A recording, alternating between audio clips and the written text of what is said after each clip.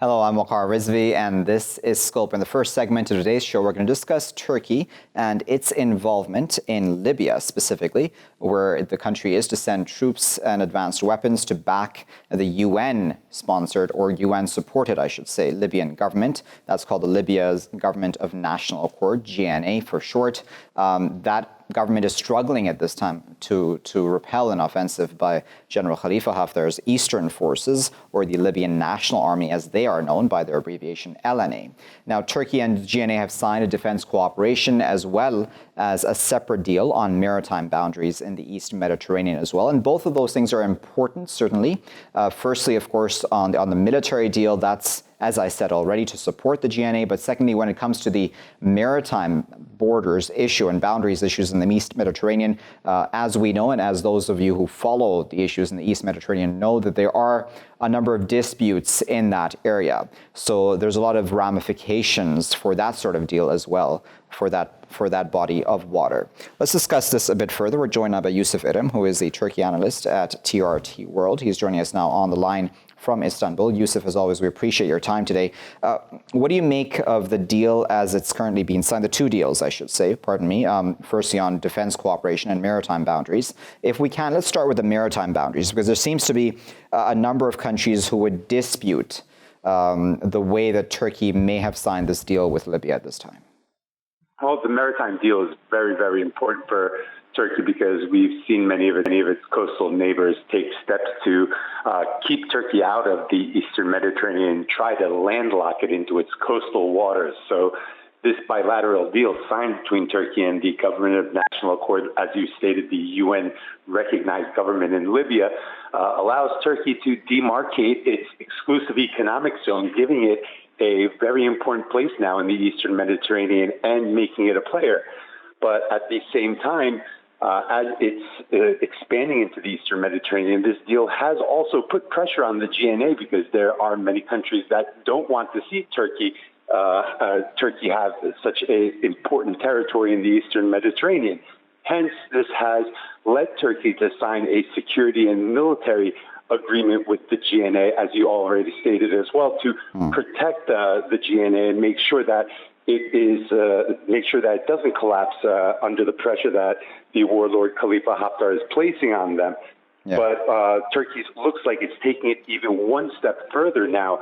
They're preparing a deployment bill, which is, as President Erdogan stated, will be presented to Turkish Parliament the day it reopens, which is January 7th. So it's looking like the security and military agreement that was signed a couple of weeks ago, which was only meant to provide assistance and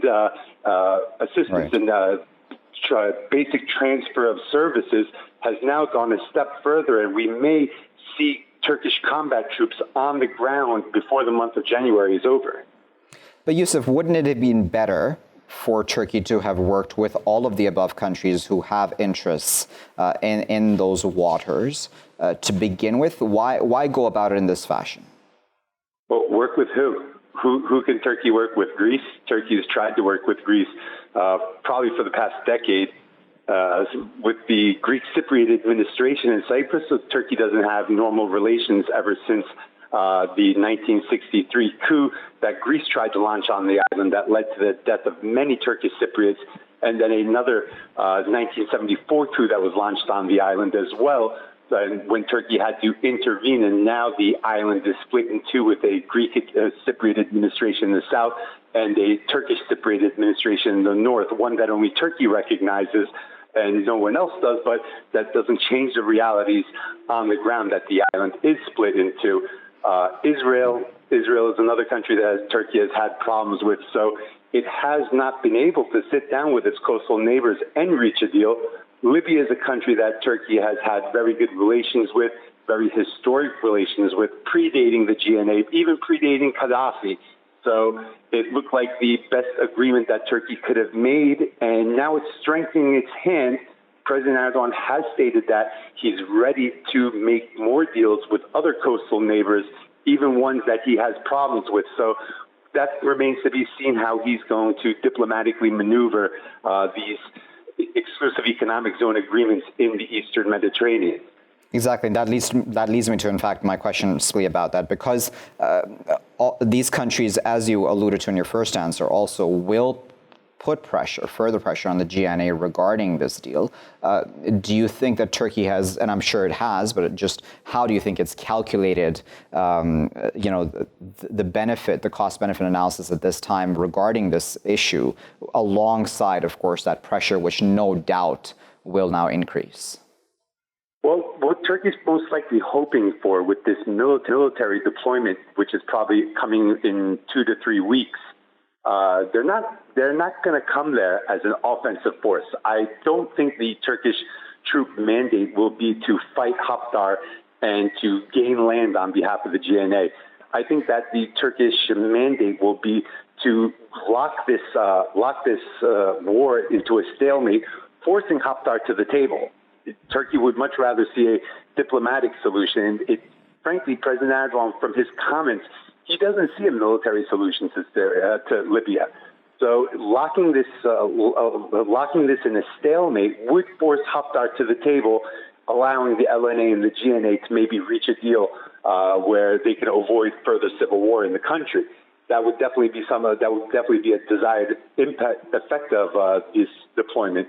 Now, there's a very important meeting coming up January 8th between the Turkish president and his Russian counterpart, Vladimir Putin, in Istanbul. They'll be opening the Turk Stream gas pipeline, and this event will give both leaders a chance to sit down and discuss Libya, because I know for a fact that Libya will be very high on the agenda, probably the number one priority for both leaders when they get together, along with Syria, of course. But it looks like the Russians right now are supporting Haftar. There is some type of Wagner presence, a private military contractor in the area, which has helped Haftar restart his offensive. This is something that is greatly bothering Turkey, and we'll see what happens when these two leaders get together. I imagine that a huge factor in Turkey's calculations when it comes to the region, be it Libya or even really Syria, is the issue of refugees, right? Because President Erdogan has said a number of times already that Turkey simply cannot take another wave of refugees. He was talking specifically at that time about Syria, but I imagine that refugees and that entire issue from Libya would also be an important factor here? I think the refugee issue is much more important factor in Libya for France and Italy, because obviously Turkey geographically does not have a direct border with Libya like it did Syria. So the refugee impact directly on Turkey won't be detrimental coming from Libya. Probably very, very small flow of refugees to Turkey. But this is something that greatly concerns Italy and France, and they have both signed refugee deals. I know Italy signed one in 2017 with the government of national accord, which they don't support anymore. They're shifting their support to Haftar right now, the Italians. But it's funny that they're signing their refugee deals with the government of national accord. So there's a little hypocrisy on the side of the Italians over there. But the migration coming out of North Africa has always been a huge EU problem. I was at the EU-AU summit in Africa in 2018. This was what was dominating the agenda over there, especially when Macron and Merkel were talking to the African leaders at the summit. They wanted some type of controls on these migrant issues, and any type of further destabilization, especially in Tripoli, a city with hundreds of thousands, millions of people living there, will be incredibly detrimental to the EU from a migrant perspective. I'm going to ask you this because it feels like at some level that Turkey has, I don't want to use this phrase, but I'm going to use it anyhow, its hands in many pots at this time, where it's involved in Syria to an extent right now, and now it's signed this deal with the GNA in Libya, and it's obviously not that same sort of involvement, but nevertheless, do you think that there is this possibility of just being overstretched? I think Turkey's overstretched at all, because when you look at what it's doing in Syria, it's there mainly in an advise and assist role. So you don't have a huge Turkish military footprint in Syria.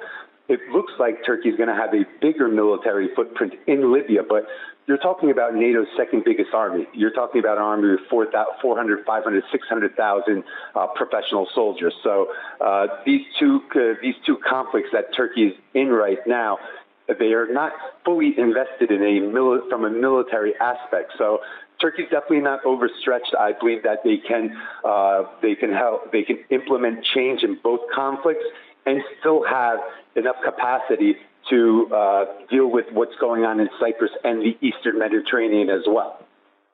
Okay, so then there are, as you mentioned, there's going to be that meeting with Russians soon, and Turkey and officials there. There are disagreements, certainly, I would imagine, when it comes to Libya, possibly behind the scenes. I'm sure those have already been expressed on both sides, really, and have been under discussion, and now more so, possibly with these deals that have been signed. Do you think, and how do you think, Turkey is going about dealing with all of this diplomatically? Because certainly in Libya, there are a lot of hands in that pot as well, and in Syria, certainly, as we've been discussing for a very long time, when that issue comes up in conversation.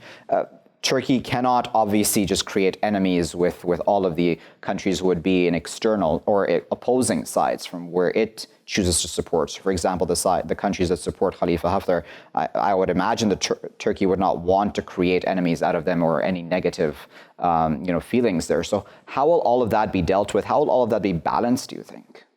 The Libya issue is very interesting because it's not just Libya. It's such a huge situation right now. You have, when you look at the dynamics, you have NATO allies on different sides. You have the EU involved. You have the Eastern Mediterranean broader perspective of this conflict. You have a very important North African nation, Libya. You have many of Turkey's coastal neighbors watching very closely what's going on. You have important powers like France and Italy. You have Egypt, its neighbor. Now Turkey met with Tunisia, so slowly Tunisia is understanding the importance of what's going on. You have a Wagner presence from Russia as a private military contractor representing Russian interests. Now Turkey's sending soldiers. The UAE is sending their jets. Their jets are constantly performing airstrikes in that region. So this is a very important topic to many countries. Now, yes, Turkey does have problems with a couple of these countries that are involved, most namely actually Egypt. I think Egypt is a very important playmaker in Libya right now. I've talked to correspondents who have returned from Libya, and they're telling me that the Egyptian jets that are performing airstrikes are creating a very bad situation on the ground from a humanitarian perspective. So I know that President Erdogan does not look very warmly on Sisi. He views him as an illegitimate leader ever since the coup that saw his regime remove Mohamed Morsi. So it's going to be very difficult for Turkey to negotiate with an important player like Egypt in this scenario. But most likely the Russians, maybe the French can mediate some type of diplomatic discussions. I wouldn't be surprised if we see an Astana-type group, a small group of 4 or 5 countries that can act dynamically and that have skin in the game, that can directly implement change on the ground in the conflict, get together in the coming month or two. So that could be something that we could see coming up. We could just see the Turks and the Russians moving forward and seeing how that goes. There's been talk of a deal brewing between Putin and Erdogan. I've heard whispers and rumors about it. I can't confirm anything at the moment, but that'll be interesting to see. So we have about 10 days, 11 days till the Putin-Erdogan meeting. I think that'll be very deciding in what's going to happen in the coming months in Libya. Very well. And just before I let you go, Yusuf, I want to ask about the United Nations factor in all of this. Certainly the GNA, as we both mentioned, is the UN-backed Libyan government, the official government, the only internationally recognized government, really. Why isn't the United Nations more involved? And do you think it will support what Turkey is doing? I mean, I think they'll support what Turkey's doing. At least they'll look like they're supporting what Turkey's doing. But what type of real support that'll mean, what type of difference that'll make on the ground will most likely be negligible. I mean, we've talked about all these countries that are supporting Haftar. Every one of the countries I've mentioned are members of the UN. So it seems that none of these countries, whether it be France or Italy, Russia or Egypt or the UAE, are respecting the UN-recognized government over there. So it seems to be a non-factor in this conflict. And frankly, I just don't think the UN right now has the unity and the capability to be able to implement any type of decision that's going to ward off these countries from supporting Haftar. So this looks like something that Turkey is going to be going at it alone. They're trying to get support from Qatar, from Tunisia, from Algeria, some of the local players. We're going to have to see. I mean, I really don't think that this Turkish troop deployment is going to be offensive, but I do think it's going to be a game changer once Turkish boots hit the ground over there, because it will stop the Haftar offensive and most likely push him back to the table. And that's when we might see the UN get back into the game, maybe mediating something at the table between all sides. That remains to be seen because there's so many uncertainties and variables right now. Indeed. Well, we'll leave it there at that, Yusuf, and we always appreciate your time and, of course, the context that you provide to important issues related to Turkey. That was Yusuf Erim speaking to us from Istanbul. Viewers, as we discussed there with Yusuf, there are two main issues right now when it comes to Turkey's involvement in Libya. There are those two deals that it has signed with the GNA, the Government of National Accord, the only government that has been supported by the United Nations, the only internationally recognized government of Libya, of course. General Khalifa Haftar's Libyan National Army, the LNA, is not recognized technically internationally. However, there are players, important international players, who support him at this time against the GNA. Turkey coming in on the side of the UN-backed government, also signing a maritime boundary deal when it comes to the East Mediterranean, so it can then look for natural resources in that area, which it has not yet been able to tap into for several reasons, such as the disputes that it has with many of its neighboring countries in those regards. That will then become certainly an obstacle going forward, I would imagine, for this deal. Maybe President Erdogan is possibly working on that behind the scenes diplomatically somehow, so the pressure that's brought onto the GNA, as well as his own country regarding that boundary deal in the East Mediterranean, will not be as significant as it may seem right now. There are also, of course, other issues such as the refugee issue that I had put to Yusuf Erim. However, obviously it's not as significant as the Syria refugee issue. Nevertheless, it's important for Europe as well. So Europe should possibly look at this Turkish involvement with some happiness, possibly, depending on which European player you're even talking about. We'll leave it there for now, though, for this segment. I'll be back with my next segment after this break. Stay tuned. Welcome back, viewers. You're still here in Scope with me, Waqar Rizvi. In this segment of today's show, we're going to discuss Iran. As we know, protests have been taking place there for a number of weeks now, especially starting off with the fuel price hike, and then about a certain other grievances in the country as well. There has then been this issue about the internet in that country, and that being shut down in many parts, especially at the height of the protests. A number of weeks ago, and now there's talk again of certain parts of the country where mobile internet services may be clamped down on to an extent and have already been shut down in certain areas, again, in the wake of expected protests to continue at this time, especially of those family members of whom people were killed or died in the protests that recently took place. There is this argument on the part of the Iranian government, and especially the spokesman for Iran's Guardian Council said that, listen, terrorists, if they use a certain medium, and he used the example of a road or a freeway, then to be able to block them from doing their work, you need to then block the freeway.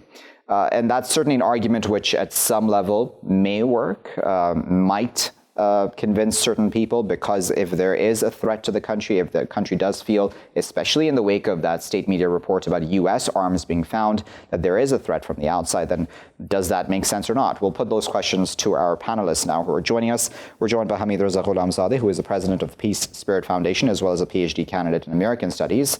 He's joining us now from the Iranian capital, Tehran. We're also joined by Ghoncheh Tazmini, who is a political scientist and author. She's visiting fellow at Middle East Center at LSE, where she researches Iran-related themes. Ghoncheh and Hamidreza, thank you both for your time today. Hamidreza, let me start with you. What do you make of this issue of the internet shutdown? I mean, we're using the internet right now to speak to you, but what does this mean for the country going forward with its relationship with how open the internet there can really be?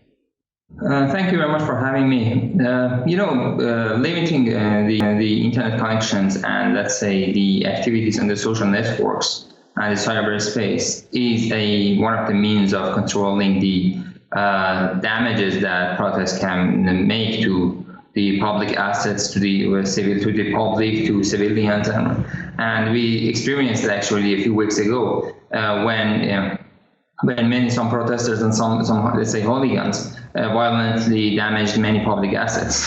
So the organizations, the arrangement within the groups was conducted via the internet and via the social networks, and this limitation put on that actually controlled that arrangement. So that was good for controlling the damage. Of course, it had its own difficulties for normal people like me, for example, who were using for our work or whatever we are using the internet for. So it was some difficulty for us. But anyway, the mindset is that when you are controlling the damage, you are actually helping the public, and that was the logic behind that about a month ago, and also we had experiencing it in a few days ago, especially on Wednesday and Thursday. We had some limits on the internet connections on the cell phones, not the landlines, but that was again because it was supposed to be some protests marking the 40th day of the killings that happened in the protests about 40 days ago. Okay, so let's go to Ghoncheh then. Ghoncheh, I want to hear your thoughts about this, because at some level, when the internet is limited, information also then trickles out, right? And that information is not always verified. So I imagine at some level that the Iranian authorities may be hitting themselves over the head with a hammer, where their argument is that no, this is misinformation, such as what they've said about the Reuters investigation and that number 1,500 that Reuters is talking about the death toll in these protests. So if that is their argument, why then continue to limit the internet and the flow of information?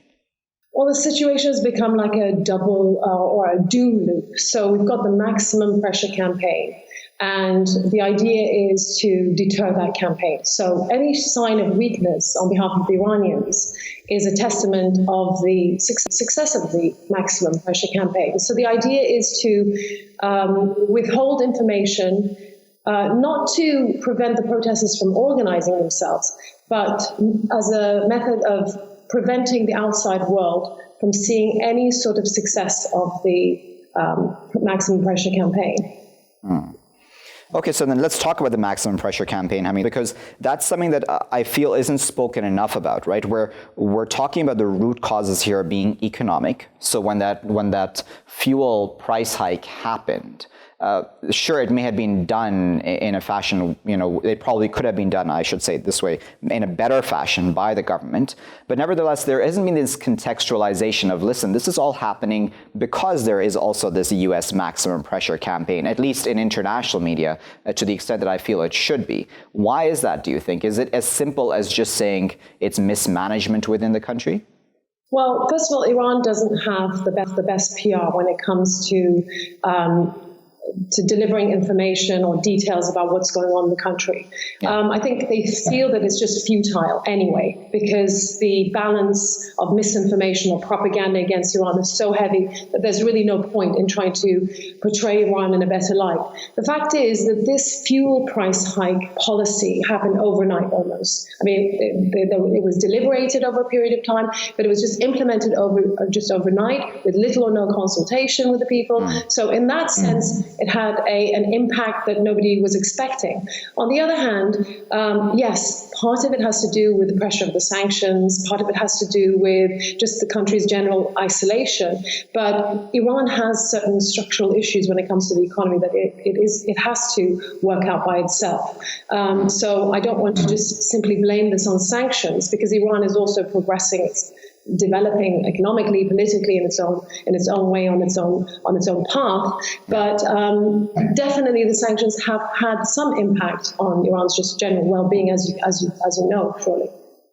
Hamidreza in Tehran, what are your thoughts on that same issue? Do you think that, when you speak to media as well, international, that there is enough understanding really about what the root cause here really is? As Ghoncheh said, it is not sanctions, though they have some impact on that. And it's mainly about the mismanagement of the government. especially in the way they conducted this plan. The point is that about the sanctions, everyone was actually arguing that just a couple of months ago, they were saying that the maximum pressure campaign has failed and there was no success in that. But now, after the protests erupted in Tehran and in Iran, many try to actually hijack the protests to show that it is the consequence and result of the maximum pressure campaign. So yes, they are trying to show this because they want to say that, let's say they want to revive actually the maximum pressure campaign and its literature and the only arguments they have about that, to put pressure on Iran and to unite everyone against Iran. But the reality on the ground is that the maximum pressure has been dead for long because nothing is affecting more on the Iranian economy.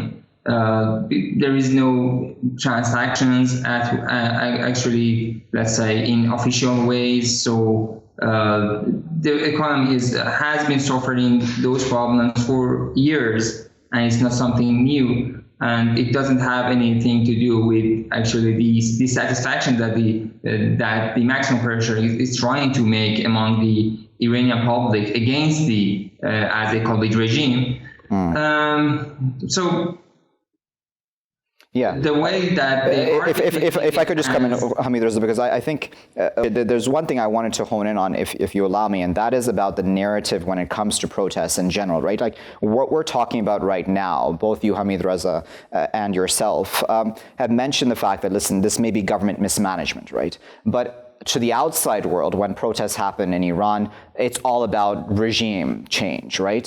Is that unfair as well, do you think, where there isn't even the space given to legitimate grievances just within whatever respective system may be in place in Iran towards the government, again, as I said, about mismanagement, corruption, etc.? I think it's just the utter disregard of the international community when it comes to human agency, when it comes to the needs and the demands of the Iranian people, which are bread and butter issues at this moment. It's not always about regime change, toppling the government, bringing about violent revolutionary change, which, as we've seen in the region, is just a failed policy, a failed model. We've seen conflagration in the region because of this kind of mentality. So the fact is that Iranians have particular needs. Now, because they're being lionized by the international community, they're being egged on, go into the streets, fight for your rights. What's happening is that we've got banks that are being burned, government buildings that are being burned, violence, as you can see from these images, that this is not a form of airing out grievances. This is not the proper channel to communicate whatever plight they're suffering. And everything that is being brought in from outside is simply negative. So it's understandable that there's going to be barriers and walls that Iran will build in order to prevent any more deleterious information, impact from coming into the country, which is an answer to your very first question, which is why has Iran shut down its internet or its mobile services and things like that. So Hamidreza in Tehran, let's talk then about how then the Iranian government reacts when you have the international community reacting in the way that it does about any protest that takes place, any large-scale protest becomes a protest about regime change to the international community. Do you think that sometimes the Iranian authorities might misuse that to label everything almost a riot? And then some of those grievances and those genuine complaints sometimes then become overlooked? No one in Iran is denying the public right to show their protest or to show their anger or disagreement with decision and the situation. It has been actually recognized by many people, many officials, from the leader to the president and to the ministers, and everyone has been actually recognizing that right. There are two problems. First of all, Iranian government has a problem of public relations. It is not capable in let's say, announcing what is going on, in informing the world about the situation in Iran. And that's the first problem. The second problem is that we are always suffering from the outside involvement and intrusion, let's say. they are trying to actually take advantage of every movement inside Iran to try and translate it into a regime change demonstration or protest. And that's something that has happened for many years now. But you can understand that when it is genuine public protest, or it is something directed from outside, when by following the people, in recent protests about 40 days ago, the public people, the normal people who were angry on the streets, they very soon realized that there are some rioters among them, and they try to distance themselves from them. Yes, on the first couple of days, we had hundreds and thousands of people on the streets, but in 1 or 2 days after that, when they saw actually the riots, the violence, the damages, the hooliganism that was going on, then they moved back. Actually, the protesters forgot about their protest. They preferred to actually step back so that they would not be part of the vandalism that was going on. So that there is where you can actually realize. That is what happened actually 2 days ago on Thursday. There were a lot of, let's say, announcements for marking the 40th day of killings, as those who are trying to topple the followers, actually the supporters of regime change, were actually talking about on social media. But you saw on the streets there were not many people. We can say there were no people actually, because the people, as we call it, the public people, the public Iranians did not support that, and they did not come to the streets. Okay, so Ghoncheh, I wanted to take a moment and talk then relations with the U.S., because at the root of this, as we've spoken about, possibly, I mean, sanctions do play some role, certainly, in the difficulties that the Iranian economy faces. There's been a lot of talk, and I watched a recent interview with Ali Akbar Velayati with international media, and he's, of course, special advisor to the leader of Iran, the supreme leader, that is. He said that, no, there are no relations and there are no talks right now between the U.S. and Iran. But at the same time, we now have Foreign Minister Zarif, who's going to be going to New York in January, in fact, and there's a lot of rumors about, who he may be meeting behind the scenes there. Do you believe that there are talks happening behind the scenes, and what possibly, and of course we're all looking into the crystal ball here and just guessing, but what sort of talks might those be if they are taking place? Generally, Foreign Minister Zarif has always expressed openness to dialogue, to negotiation, to even going back to the same table on which the JCPOA was drafted and then torn into pieces by Trump. He's still willing to engage with the original participants or the signatories. So I would not be surprised if there were back channels or any sort of reaching out. I would not be surprised if that were to happen. I can't officially make a statement on that because it's all, as you said, we're looking into a crystal ball. But generally, based on the attitude or the disposition that the Supreme Leader has expressed, I think they are open and it could happen.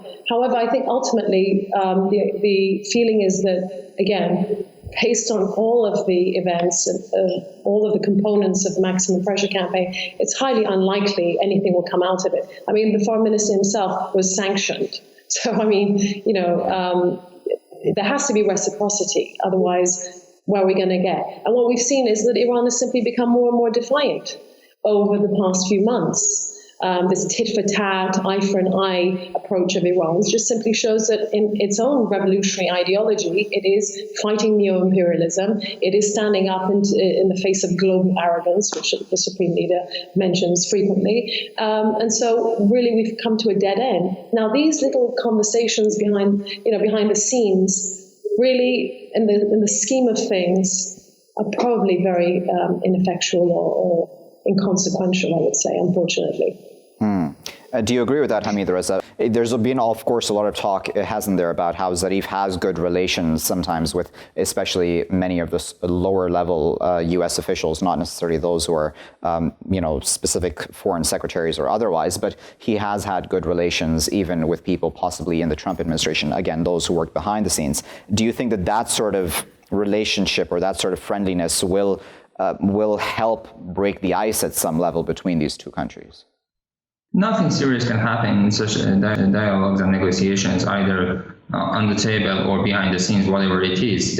Nothing serious can happen unless the United States, all in its general policies, decides to be actually cooperative in negotiations. We have had negotiations, we had the Iran deal, and the United States did not actually follow that. Any other agreements can be witnessing the same actually consequences and the same destiny that the JCPOA had. So nothing serious can happen.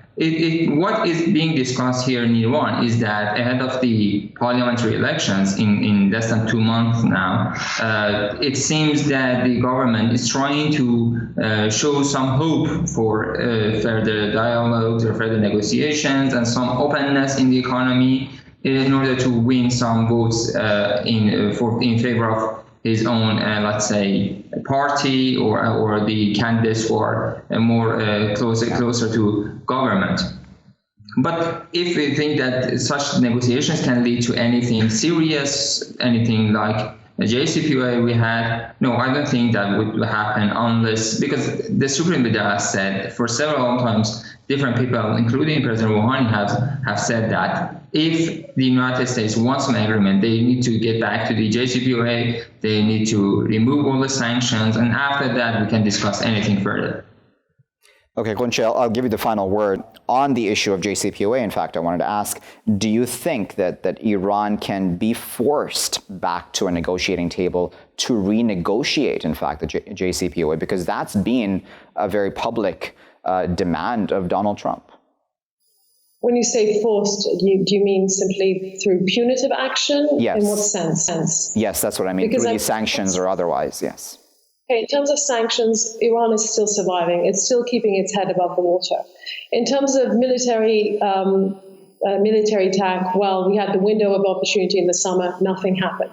In terms of regime change, we've seen all of these protests since 2009, massive upheaval in 2009, and that wasn't coordinated. There was no social media. Social media wasn't so advanced as it was today. There were millions marching around. Nothing happened. So exactly how is Iran going to be forced to the table? And also, if you think about it, Iran's just kicked off its first naval exercises with Russia and China in the Indian Ocean. So, I mean, really, what do we have? What kind of pressure, what more pressure can be imposed on Iran to get it to act differently? There's really, the US has really run out of options at this stage, I would say. That's a very good point to end on. Of course, sure, go ahead, Ghoncheh. Go ahead, Ghoncheh. I'd also like to add that really, in order for things to change, it's not about bringing Iran to the negotiating table. It's about a paradigmatic shift in the way that the US approaches Iran, engages Iran. You know, it's the whole carrots and the sticks approach. As I've said before, it's just become sticks now. So it's not going to work. Iran has its own trajectory, and this has to be respected. Exactly. As Iranian officials always say, mutual respect, right? So we'll leave it there at that, a final word. And of course, we appreciate Ghoncheh and Hamidreza for their time today and of course, their insight on this issue. A lot of the news that comes out of Iran, viewers, especially that comes out online, especially through social media sites, is not always verified, right? And then when you have internet blockages, sometimes the information trickling out is even less reliable because you don't know if the source even is on the ground really in Iran, if you're relying on people who are completely outside the country and possibly conflating, increasing, and or downplaying what's happening in the country as well. So it's always important to hear from people on the ground and those who have connections directly on the ground as well. Is it smart, though, for Iran to be blocking the internet? Does it need to do that to secure its own people? That's, of course, the argument from the Iranian government side. And it seems at some level it may be a valid one because Iran is not the only country, mind you, that does this with the argument that it needs to secure its people and its national security at times from those who are misusing online platforms. Then there's the issue of the root cause of all this. It is the sanctions maximum pressure campaign at some level, as well as, of course, mismanagement and corruption within government agencies and otherwise that play into the entire economic crisis that the country is currently facing. Nevertheless, the maximum pressure campaign is not working, as our guest there said. So Iran will not renegotiate the JCPOA as Donald Trump and as some even European signatories may want. We'll keep a close eye, of course, on that developing situation there in Iran, here in Scope. I'll leave it there for now, though. I've been Waqar Rizvi. Thanks for watching.